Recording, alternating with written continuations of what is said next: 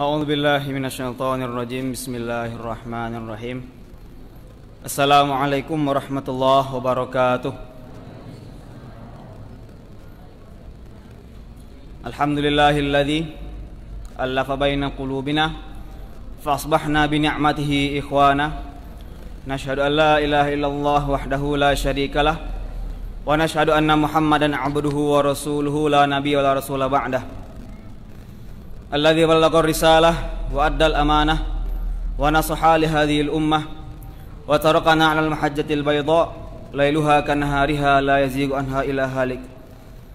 Allahumma shalli 'ala Muhammad wa 'ala ali Muhammad. Yang sama-sama kita hormati pengurus Masjid Al-Jihad beserta jajarannya, yang sama-sama kita hormati bapak-bapak, ibu-ibu, jemaah salat Isya dan Tarawih yang insyaallah kita semua diberkahi oleh Allah Subhanahu wa taala. Marilah kita selalu memperbaharui rasa syukur kita kepada Allah Subhanahu wa taala, Bapak Ibu. Karena Allah masih memberikan kita,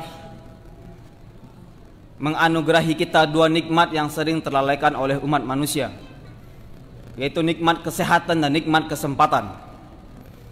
Nikmat kesehatan yang saat sekarang ini begitu mahal harganya, Pak Ibu ya. Jadi kalau dites swab hasilnya positif, bahkan tidak ada gejala sedikit pun, itu kita sudah ada getaran di jiwa kita, deg-degan. Yang kena biasanya batuk, pilek, flu biasa, sekarang ketika adanya pandemi ini itu membuat kita jadi was-was. Jadi nikmat kesehatan itu begitu berharga. Dan nikmat kesempatan, waktu luang. Betapa banyak orang-orang disibukkan dengan dunianya hingga ia lupa dengan akhiratnya. Kita berlomba-lomba dalam kebaikan di bulan Ramadan ini. Kalau bisa minimal kita dalam bulan Ramadan ini sekali khatam Al-Quran, minimal. Tapi banyak juga di antara kita yang sibuk dengan urusan dunia. Siangnya berpuasa, malamnya foya-foya dan seterusnya. Jadi alhamdulillah Allah masih memberikan kita kesempatan untuk terus melaksanakan serangkaian ubudiyah di madrasah Ramadan ini. Bapak Ibu dimuliakan Allah Subhanahu wa taala, hari ini kita akan membahas tema yang sangat ringan sekali, yaitu tentang salat. Tentang salat. Mengapa sangat ringan? Ringan untuk dibahas, tapi butuh keistiqomahan dalam melaksanakannya. Bapak Ibu yang dimuliakan Allah Subhanahu wa taala, salat ya. Allah Subhanahu wa taala berfirman tentang kewajiban salat itu sendiri. Salat itu bagi seorang muslim adalah suatu kewajiban. Firman Allah Subhanahu wa taala di surat An-Nisa ayat 103, A'udzu billahi minasyaitonir rajim. Bismillahirrahmanirrahim. Faqimus shalah. Maka dirikanlah salat. Innas salata kanat 'alal mu'minina kitaban mawquta, kata Allah. Sesungguhnya salat itu adalah sebuah kewajiban yang dibebankan pada seorang mukmin, kepada seluruh orang-orang mukmin, orang-orang beriman, pada waktu-waktu yang telah ditentukan oleh Allah Subhanahu wa taala. Itu tentang kewajiban salat. Hadis Rasulullah sallallahu alaihi wasallam yang sangat populer, Bunyal Islam 'alal khamsin. Islam itu didirikan di atas 5 pilar utama. Jadi kalau Islam itu ibarat sebuah bangunan, bangunan Islam itu ditopang oleh 5 pilar, 5 tiang yang sangat kokoh. Syahadati alla ilaha illallah wa anna Muhammadar Rasulullah, yaitu persaksian bahwasanya tiada Tuhan selain Allah dan Nabi Muhammad adalah utusan Allah. Wa iqamis shalah, mendirikan salat. Wa ita'iz zakah, membayar zakat. Wa hajjil bait, naik haji. Wa shaumi Ramadan, dan puasa pada bulan Ramadan. Jadi salat merupakan pilar utama bangunan Islam. Bapak Ibu yang Allah Subhanahu wa taala, kita tidak membahas masalah keutamaannya, tapi kita membahas beberapa kesalahan yang sering kita temukan dalam melaksanakan salat, terlebih saat salat berjamaah.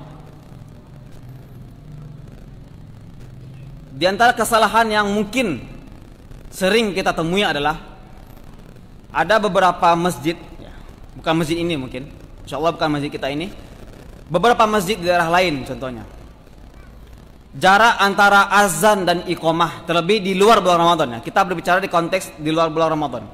Jarak antara azan dan iqamat salat maghrib itu tidak ada pembatasnya kadang. Jadi ketika selesai azan maghrib, la ilaha illallah, Allahu akbar, langsung iqamat. Salat maghrib biasanya gitu. Mungkin kita lupa Bapak Ibu, ada hadis Rasulullah SAW, hadis sahih. Imam Bukhari meriwayatkan, apa kata Rasulullah SAW? Sallu qabla al-maghrib, sallu qabla al-maghrib, thumma qala fi thalithah liman syaa. Kata Rasulullah, salatlah sebelum maghrib, salatlah sebelum maghrib. Pada ketika kali Rasulullah berkata, bagi siapa yang mau. Di riwayat lain dikatakan bahwasanya Rasulullah melaksanakan salat sunnah 2 rakaat sebelum maghrib. Itu salat sunnah antara azan maghrib dan iqamah salat maghrib.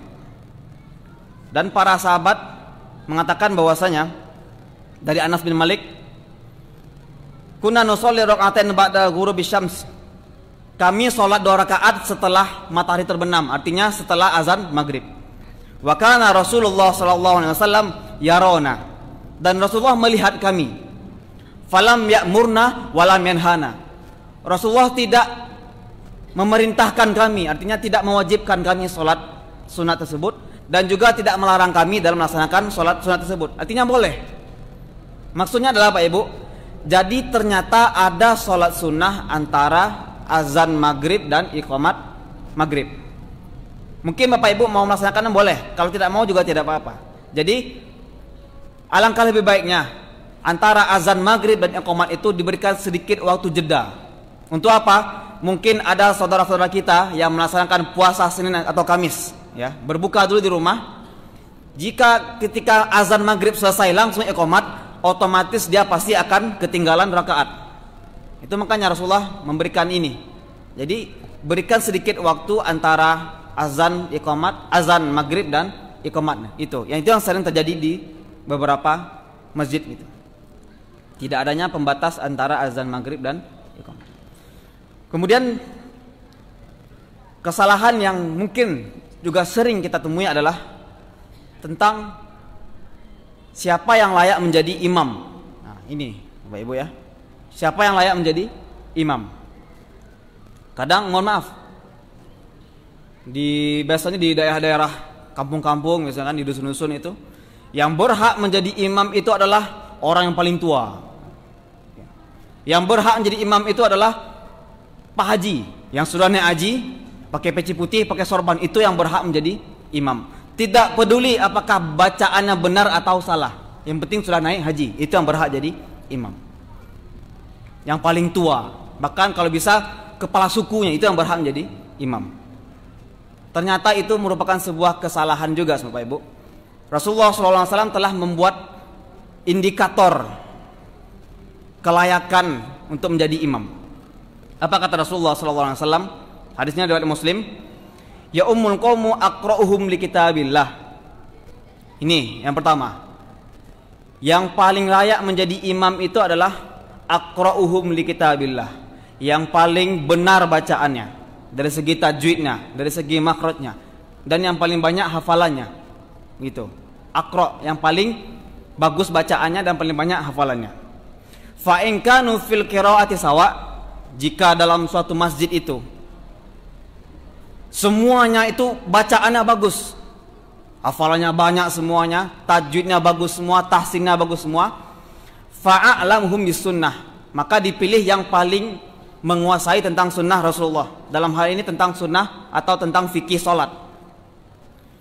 Fa in kanu fi sunnah sawa, ya, jika seluruhnya sama juga, fa'aqdamuhum hijrah, yang paling duluan hijrah dulu di zaman Rasulullah. Kemudian jika sama juga, sama-sama hijrah, barulah fa'aqdamuhum silman, atau yang paling dahulu masuk Islam atau yang paling tua.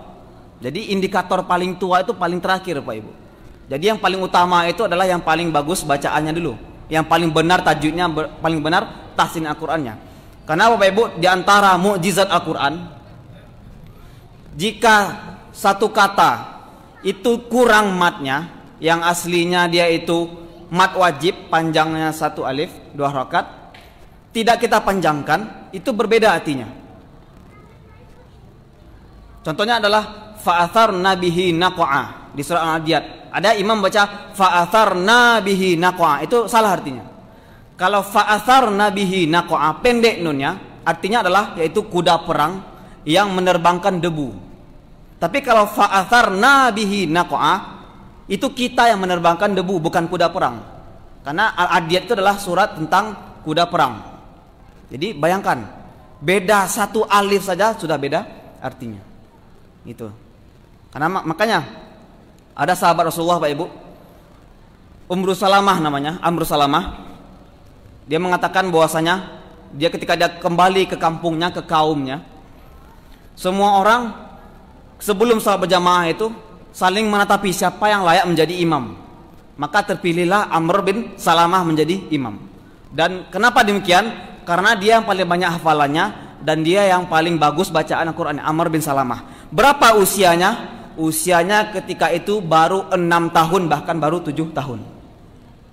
Jadi Bapak Ibu, ya, usia itu bukan indikator utama dalam menjadi imam. Yang penting adalah bacaan Al-Quran. Kalau benar, muda pun dia 6 tahun pun usianya, maka boleh menjadi imam. Itu yang kadang sering kekeliruan yang terjadi di antara kita. Kemudian kesalahan yang juga sering terjadi adalah sholatnya tidak pakai tumak ninah. Kalau bahasa orang awaknya coto ayam. Coto ayam, sholat coto ayam. Jadi kalau Bapak Ibu perhatikan ayam, kalau makan itu pasti gitu kan. Nggak ada ayam tuh makannya pelan-pelan, tidak ada. Ayam tuh pasti makannya gini, matok tuh cepat-cepat. Di coto ayam ini matok tuh cepat-cepat. Jadi sholatnya tidak ada tumak ninahnya, tidak ada istirahatnya, tidak ada ketenangannya. Karena tumak ninah itu Bapak Ibu, tumak ninah itu adalah merupakan salah satu syarat sah sholat. Mengapa demikian? Ada sebuah hadisnya sangat sahih, ya, terkenal hadisnya, hadis Al-Musi namanya, orang yang sholatnya salah, terkenal hadisnya. Ketika Rasulullah sedang berada di masjid, datang seseorang, kemudian dia sholat sunnah. Setelah sholat, dia bersalaman dengan Rasulullah, Assalamualaikum. Apa kata Rasulullah? Irja' fasolli fa innaka lam tusolli. Ulangi sholatmu, karena sesungguhnya kamu belum sholat. Dia sholat lagi. Setelah sholat, ya bersalaman lagi dengan Rasulullah. Apa kata Rasulullah? Irja' fasolli fa innaka lam tusolli. Ulangi sholatmu, kamu belum sholat. Ulangi lagi. Ketiga kalinya diulang lagi. Irja' fasolli fa innaka lam tusolli. Heran pemuda ini, wahai Rasulullah, saya bersumpah demi Allah yang telah mengutusmu, saya nggak bisa lagi melaksanakan lebih baik dari ini. Apa kata Rasulullah SAW? Ya, kita lanjut. Sumarka hatta ta'tadila qa'iman. Ya. Sumarka hatta tatma'inna raqi'an, kata Rasulullah. Di awal hadis kata Rasulullah, jika kamu itu ruku, maka rukulah sampai punggungmu itu sempurna rukunya. Dan bangkitlah sampai berdirimu itu juga telah sempurna. Jadi ada ketenangan. Jadi jangan baru ruku langsung berdiri, tidak boleh. Biasanya Pak Ibu kalau kita nonton berita, terlebih di bulan Ramadan, di segmen biasanya berita itu tentang serba-serbi Ramadan atau apalah. Biasanya ada berita tentang di suatu daerah di Pulau Jawa, ya, sholat tarawih 23 rakaat selama 10 menit. Tahu kan Bu? Pernah ada beritanya kan? Sholat 23 rakaat tarawih sangat cepat. Allahu Akbar, Allahu Akbar, Allahu Akbar. Membaca surat Al-Fatihah 1 tarikan nafas. Bismillahirrahmanirrahim. Alhamdulillah. Amin. Bismillahirrahmanirrahim. Itu kira-kira di mata Allah gimana itu Pak Ibu? Bayangkan sholat 23 rakaat 10 menit. Kita saja yang 11 rakaat itu sampai 20 menit. Itu wallahu alam apakah diterima atau tidak. Kalau menuju pada hadis ini itu tidak sah gitu. Khawatirnya kita seperti itu gitu. Jadi tentang tumak ninah. Dan beberapa kesalahan yang mungkin sering kita temui adalah lewat di depan orang sholat. Nah ini Bapak Ibu harus hati-hati kita. lewat di depan orang sholat. Biasanya kalau habis sholat berjamaah, biasanya para jamaah itu pergi ke tempat yang mereka inginkan untuk sholat sunnah rawatib biasanya. Ada yang sholat di tengah, ada yang sholat di pinggir. Ini Rasulullah memberikan pedoman, ya, kita itu disunahkan atau dianjurkan sholat itu menghadap sutroh, ada sedikit pembatas antara diri kita dan tempat sujud kita. Apa itu sutroh? Ada pembatas, boleh tiang atau di dekat dinding. Cari posisi sholat yang kira-kira orang tidak akan lewat di depan kita. Mengapa demikian Pak Ibu? Karena lewat di depan orang sholat itu luar biasa sekali ancamannya. Hadis muttafaqun alaih, Bukhari Muslim. Apa kata Rasulullah SAW? Lau ya'lamul maru baina yadayil musalli madza alaihi minal ithim. Kalaulah orang yang lewat di depan orang sholat itu, apa yang akan dia terima dari dosa, ya, apa dosa yang akan dia terima? Jikalau orang yang suka lewat di depan orang sholat itu tahu dosa yang akan dia tanggung, lakana an yaqifa arba'ina kharifan khairan lahu min an yamurra baina yadayhi. Dia itu berdiri selama 40 tahun. Ulama hadis menafsirkan, dia berdiri selama 40 tahun tidak ngapa-ngapain, tidak sholat selama 40 tahun, tidak berpuasa selama 40 tahun, pokoknya dia tidak beramal sedikit pun, cuma berdiri saja selama 40 tahun, tidak beramal soleh sedikit pun, cuma berdiri selama 40 tahun, itu lebih baik ketimbang dia sholat di depan orang, dia berjalan di depan orang sholat. Jadi kalau kita kalkulasikan, jika meninggalkan sholat wajib saja, satu sholat wajib saja dosanya besar, ya. Meninggalkan sholat wajib satu saja dengan sengaja itu dosanya besar. Bagaimana mungkin kita meninggalkan sholat selama 40 tahun? Betapa besar dosanya. Dan itu masih mending dari lewat di depan orang sholat. Berarti dosanya lebih besar lagi gitu. Itu logikanya. Jadi sholat atau lewat di depan orang sholat itu dosanya begitu besar gitu. Makanya Rasulullah menganjurkan, di hadis lain katakan, kalau ada orang yang lewat di depan kalian, ya, mungkin kalian sholat di tengah-tengah, ada orang lewat, maka tahan dia. Kasih isyarat untuk menahan ini. Gitu. Lagi sholat, ada orang lewat, tahan. Gitu. Kalau masih lewat juga dia, tahan juga. Kalau masih lewat juga, perangi dia, kata Rasulullah. Karena sesungguhnya fa'innahu syaitan, karena ada sesungguhnya dia setan. Gitu.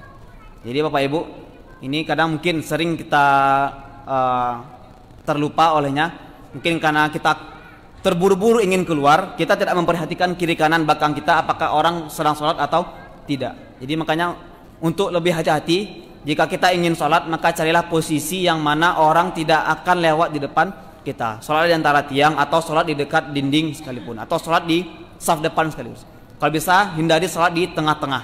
Ataupun jika keadaan mendesak kali, terpaksa kita sholat sendirian di tengah, cari sesuatu yang bisa membatasi diri kita dengan tempat sujud kita. Mungkin kita mengambil tas kita taruh di depan. Ini batas bahwasanya saya sholat di sini. Jadi orang itu lewatnya di depan tas kita, bukan di antara kita dan tas kita. Jadi itu kalau kita gali lagi, masih banyak kesalahan-kesalahan dalam sholat mungkin sering kita temui. Dan semoga kita bisa lebih memperbaiki sholat kita, karena sholat itu adalah awwalu ma yuhasabu bihil abdu yaumal qiyamah fi sholah. Perkara pertama yang akan Allah hisab nanti, perkara pertama yang akan Allah minta pertanggungjawabannya nanti antara Allah dengan seorang hamba adalah tentang sholatnya. Jadi semoga ketika kita dikumpulkan di akhirat kelak, kita membawa sholat yang sempurna tanpa ada sedikit pun kesalahan. Wallahu a'lam bishawab. Astaghfiru minkum. Subhanakallahumma wa bihamdika asyhadu an la ilaha illa anta astaghfiruka wa atubu ilaik. Banyak maaf. Assalamualaikum warahmatullahi wabarakatuh.